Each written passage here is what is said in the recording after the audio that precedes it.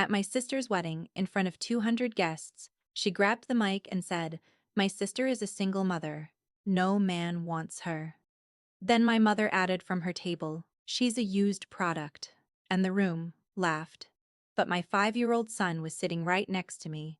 His small hand gripped mine.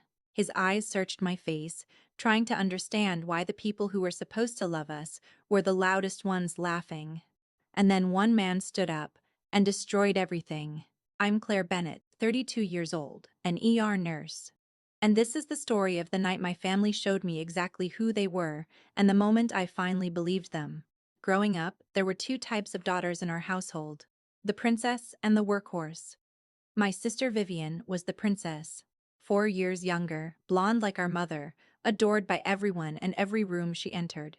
I was the responsible one, which in our family's code meant I was the one who didn't need attention. When prom came around, Vivian got a $500 hand-beaded gown. My mother told me, "Claire, you don't need all that. You're the simple type."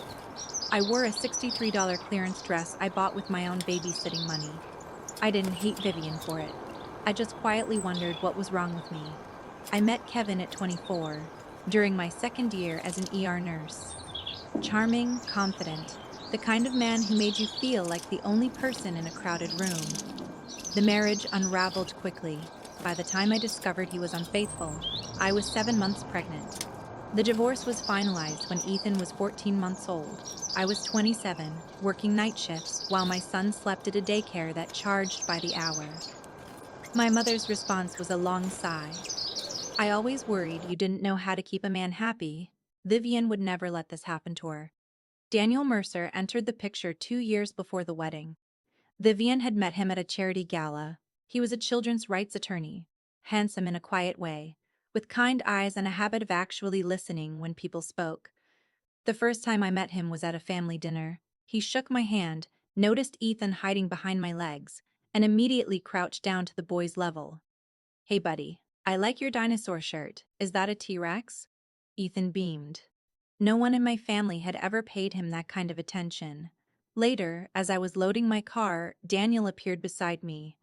"Does your family always treat you like that?" he asked quietly. "Like what?" "Like you're invisible." I forced a laugh. He didn't laugh back. "You're a good mother," he said.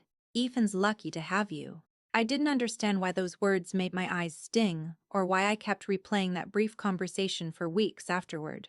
The wedding invitation arrived in a cream envelope with gold calligraphy. 200 guests. An estimated budget of $150,000, funded entirely by my parents. For context, when I got married, my parents contributed exactly $2,000 and complained about it for months. The invitation came with conditions. Vivian called 2 weeks before the wedding. "Please wear something understated. Pastels or neutrals only." She also asked whether I really had to bring Ethan, suggesting he might get fussy and ruin the ceremony. My mother called the morning of the wedding to inform me that Ethan and I had been placed at table 23, near the service entrance, so I could take him out quickly. If he made a scene. Distractions. That's what my 5-year-old son was to them. I should have seen the setup, but I just wanted to survive the day. Table 23 was half hidden behind a pillar, so close to the kitchen doors I could hear catering staff shouting orders. No one from my immediate family came to greet us. I watched my mother work the room in her champagne, Valentino, accepting compliments about her beautiful daughter, singular. Vivian swept in 30 minutes later in a Vera Wang gown, radiant and glowing. On her way to the head table, she stopped at ours. "Just remember what I said about keeping him quiet." Then she was gone. When Vivian took the microphone for her speech, the room fell silent and attentive. She thanked her parents. She spoke about love and family, and then her eyes landed on me. Claire," she said, her smile cooling. "Could you stand up? I want everyone to see you." 200 faces turned toward our corner. I stood. Ethan looked up at me, confused. "My big sister," Vivian continued. "The one who taught me so many valuable lessons about what not to do with your life. She got married young, had a baby, and then, well, things didn't work out." Nervous laughter rippled through the crowd. "My sister is unwanted. No man wants her. Can you blame them? She's got baggage." More laughter, bolder this time. Then, from the head table, my mother's voice rang out clear as a bell. She's a used product. The room erupted. 200 people laughing. My father covered his mouth, shoulders shaking. I looked down at Ethan. His small face was crumpled with confusion, his eyes darting between me and the laughing crowd. "Mommy," he whispered, his voice tiny and scared. "Why is everyone laughing at you?" And then something shifted at the head table. Daniel pushed back his chair. His jaw was tight, his eyes locked on Ethan's small, trembling form pressed against my side. He walked directly to the stage with purpose, each step clicking against the marble in the sudden silence. Vivian's smile flickered. "Daniel, baby, what are you?" He calmly, firmly removed the microphone from her grip and turned to face the crowd. "I apologize for the interruption," he said, his voice steady. "But there's something I need to say." He turned and looked directly at me. Not through me. At me. I've spent 2 years watching how this family treats Claire Bennett. 2 years of dinners where she's ignored. 2 years of holidays where she's excluded. 2 years of watching her, treated as less than nothing by the people who are supposed to love her. Vivian grabbed his arm. "Daniel, stop. You're embarrassing me." He stepped away from her touch. "No, Vivian, you did that yourself." His voice carried across the silent ballroom. "I'm a children's rights attorney. I've built my career on protecting children from environments that damage them, from adults who should know better." He pointed toward our table, toward Ethan. "That little boy is 5 years old, and you just made him watch 200 adults laugh at his mother. You called her unwanted. You called her damaged goods. In front of her child." Absolute silence. My mother had gone pale. My father stared at his plate. "I've spent my whole life fighting against exactly this kind of cruelty," Daniel continued, "and I will not become part of a family that inflicts it."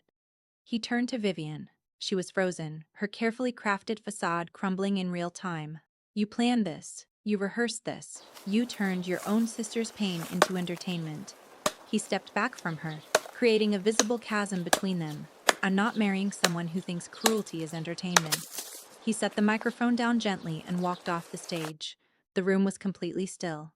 The dam broke immediately. My mother stormed toward our table, face twisted with rage. Not at Vivian, at me. "What did you do? You poisoned Daniel against her. You ruined your sister's wedding." Vivian's voice cut through the ballroom. "You've been trying to turn him against me since day one. You couldn't let me have one thing." I looked down at Ethan. His face was red and blotchy. His small hands were balled into fists against his chest. And something settled inside me, cold and clear and final. For 32 years, I had been the one who stayed quiet, the one who absorbed every insult, every comparison, every moment of being invisible. But this was no longer about me. This was about my son watching his mother be torn apart while the world laughed.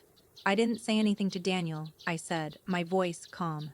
"He has eyes. He watched how you treat me for 2 years, and tonight he decided he couldn't live with it." I lifted Ethan into my arms, smoothed down my dress, and walked toward the exit without looking back. Near the doors, Daniel was waiting. "Morgan." "Claire, I'm sorry. I should have said something years ago." "Don't apologize," I said. "You just saved my son from watching his mother be humiliated without anyone caring. That's more than anyone in my own family has ever done." He handed me his business card. "If you ever need anything, legal help, a reference, anything at all, call me. Pro bono. I mean it." I took the card and tucked it into my purse. Outside, the noise of the ballroom faded behind us. Ethan lifted his head and asked, "Mommy, are you sad?" I thought about it honestly. "No, baby. I'm not sad." For the first time in a very long time, I wasn't lying. The next morning, screenshots arrived from a mutual friend who had seen the family group chat, one I'd been removed from months ago. Messages dated 2 weeks before the wedding revealed everything. "Vivian, I'm going to call her out in front of everyone." My mother's response, "Just make it funny. People love a good roast." My father, "Just don't mention me in it." They had planned it, choreographed it. My mother had helped write the speech that called me a used product, and my father had known and said nothing. I opened a new document on my phone and typed 2 words. No contact. No dramatic confrontation. No tearful demands for explanation. One by one, I erased them from my life. The way they had erased me for 32 years. And for the first time in as long as I could remember, I felt relief. 6 months passed. Strange how life rebuilds itself when you remove the people who kept tearing it down. I received a promotion at work, senior charge nurse, ER department. My supervisor told me my patient satisfaction scores were the highest in the unit, that I was calm under pressure and exactly the kind of leader they needed. I cried in the bathroom afterward. Happy tears, the kind that sneak up on you when you're finally starting to believe you might be worth something. Ethan started kindergarten and made friends quickly. His teacher sent home a note. Ethan is a joy to have in class. He's kind, curious, and always willing to help others. My apartment was still small, but it was ours. Crayon dinosaurs and fingerprinted rainbows covered every wall. It looked like home. I started therapy. I started dating again, carefully. And for the first time in my life, I wasn't waiting for permission to be happy. I was just happy. Today it has been 8 months since my sister's wedding. Ethan is asleep in the next room, his nightlight casting dinosaur shadows on the ceiling. Tomorrow is his 6th birthday. There's a homemade chocolate cake in the fridge and a secondhand bike waiting in my neighbor's storage unit, wrapped in a bow I tied 3 times to get right. Last week, he brought home a family tree from school. While other kids drew sprawling networks of grandparents and cousins, Ethan had drawn just 2 figures. A tall woman with brown hair and a small boy beside her, holding her hand. "That's our family, Mommy," he said proudly. "Just us." I hung it on the refrigerator right at eye level. I used to think staying quiet made me strong, that absorbing every insult, every comparison, every public humiliation somehow proved my resilience. But silence isn't strength when it's born from fear. Not when it costs you your self-respect and your son's sense of safety. Real strength is walking away. Real strength is looking your mother in the eye and saying, "I deserve better than this." Ethan will grow up knowing that his worth isn't determined by how much criticism he can endure. He'll learn that love doesn't look like public mockery or strategic cruelty or jokes designed to wound. That's my legacy. Not the family name I was born into, just a mother who chose her son and herself. And that choice, as hard as it was, saved us both. They called me unwanted. But the only thing I ever needed